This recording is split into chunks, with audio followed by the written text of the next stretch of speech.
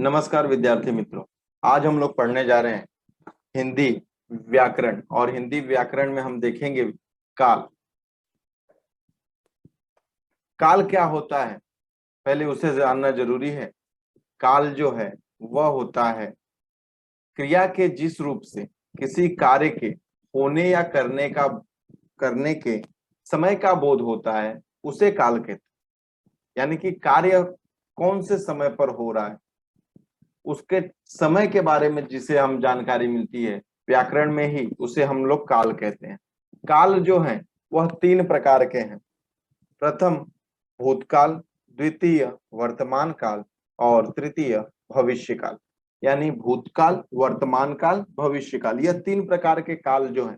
अब इन तीनों प्रकार में भी उप प्रकार हैं। काल के उप प्रकार हैं, वह हम लोग देखते हैं क्या उप प्रकार है। सबसे पहले काल। काल के तीन प्रकार जो होते हैं वह है भूतकाल, वर्तमान काल, भविष्य काल। और इन तीनों प्रकार के बाद जो इनके उप प्रकार हैं उसे हम लोग देख लेते हैं। भूतकाल के तीन उप प्रकार हैं।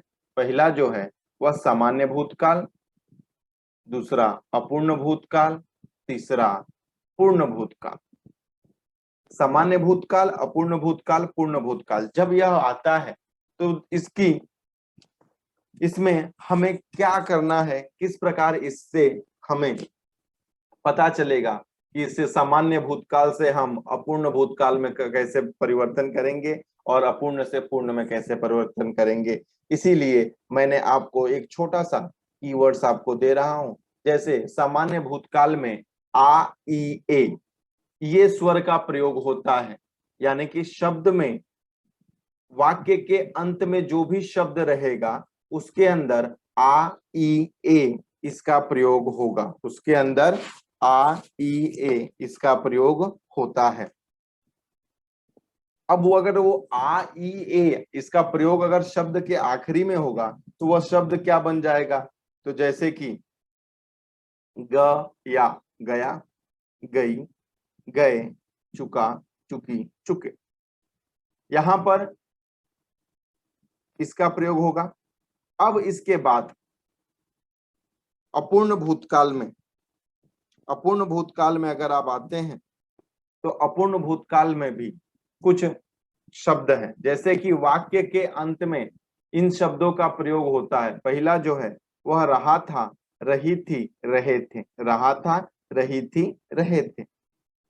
तो ये वाक्य के अंत में इसका प्रयोग होता है। पूर्ण भूतकाल में पहले वाक्य को क्या करना है? देखो, पहले वाक्य को सामान्य भूतकाल में रखना है। यानी कि पहले वाक्य को क्या करना है? सामान्य भूतकाल में, और उसके बाद से उसमें था, थी और थे जोड़ देना है। था, थी और थे को क्या कर देना है? जोड़ देना है। यह भूतकाल के हो गया। अब वर्तमान काल, इसके भी तीन प्रकार हैं। वर्तमान काल के भी तीन प्रकार हैं। पहला जो है वह है सामान्य वर्तमान काल, अपूर्ण वर्तमान काल, और उसके बाद से तीसरा है पूर्ण वर्तमान काल। तीसरा क्या है? पूर्ण वर्तमान काल।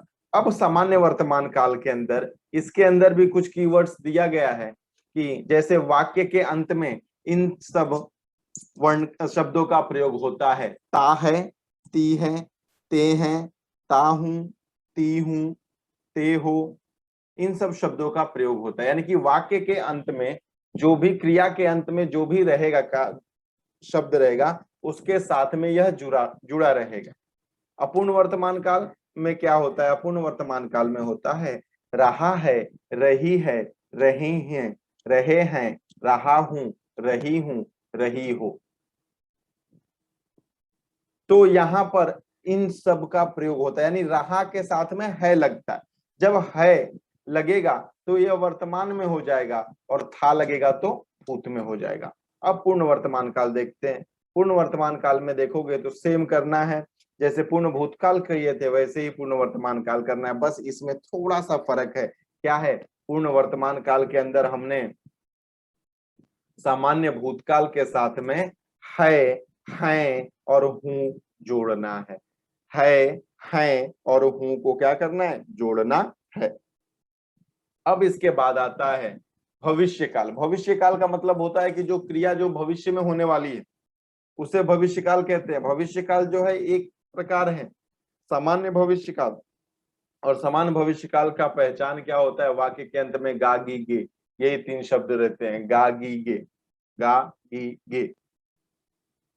अब इसके बाद से हम लोग एक एक टॉपिक को हम लोग ध्यान देंगे कि कैसे करना है। सबसे पहले आते हैं हम भूतकाल पे। जब आप भूतकाल में आते हो तो पहला जो है भूतकाल में देखो, भूतकाल में सामान्य भूतकाल में आता है आ ई ए, और उसके साथ में जब आप शब्द बन जाते हैं गया गई गए चुका चुकी चुके। अब इसके बाद से होता है सामान्य भूतकाल के बाद से आता है अपूर्ण भूतकाल। अपूर्ण भूतकाल के अंदर भी शब्द दिए हैं रहा था, रही थी, रहे थे, और फिर उसके बाद से आता है पूर्ण भूतकाल। पूर्ण भूतकाल के अंदर भी जो है वह बताया गया है सामान्य भूतकाल में पहले वाक्य को करो और उसके साथ में था थी थे जोड़ दो। उदाहरण मैं आपको एक ही उदाहरण दूंगा, बाद में आप समझ जाएंगे क्या है उदाहरण। उदाहरण में देखो पहला बताया है उसके प्रति हमारा व्यवहार बदल गया। उसके प्रति हमारा व्यवहार बदल गया। मैंने कहा था कि वाक्य के अंत में आ ई ए ये जब जुड़ेगा तो ये ऐसे कुछ बनेगा। तो देखो यहाँ पर क्या बताया है, गया। गया जो है वो किसमें है, सामान्य भूतकाल में है, क्योंकि या आ की स्वर का प्रयोग हुआ है, और यहाँ पर जो प्रयोग होने के बाद से जो शब्द बन गया वो गया हो गया। अब इसे ही अगर मैं अपूर्ण भूतकाल में करूंगा तो अंत में रहा था का प्रयोग होना चाहिए। उसके प्रति हमारा व्यवहार बदल रहा था। उसके प्रति हमारा व्यवहार क्या हो रहा था, बदल रहा था, यानी रहा था जो है यहाँ पे है, और उसी रहा था को हमने क्या किया है, यहाँ पर लेके रख दिया है। तीसरा पूर्ण भूतकाल। पूर्ण भूतकाल में आप जाओगे तो पहले क्या करना है, पहले देखो पूर्ण भूतकाल में नियम क्या कहा है। पूर्ण भूतकाल में कहा गया है कि पहले वाक्य को सामान्य भूतकाल में बनाओ, यानी सामान्य भूतकाल देखो ये है, उसके प्रति हमारा व्यवहार बदल गया, और उसके बाद क्या बोला, उसके साथ में था थी थे, इन तीनों में से कोई एक उसके साथ में जोड़ दो। तो जब था थी थे आप जोड़ोगे तो वह वाक्य बन जाता है उसके प्रति हमारा व्यवहार बदल गया था। उसके प्रति हमारा व्यवहार बदल गया था। अब हमने क्या किया, यहाँ गया, यहाँ तक जो था वो गया तक वह सामान्य भूतकाल में था, और उसके आगे हमने था जोड़ दिया तो पूर्ण भूतकाल हो गया। ये आपको भूतकाल का है।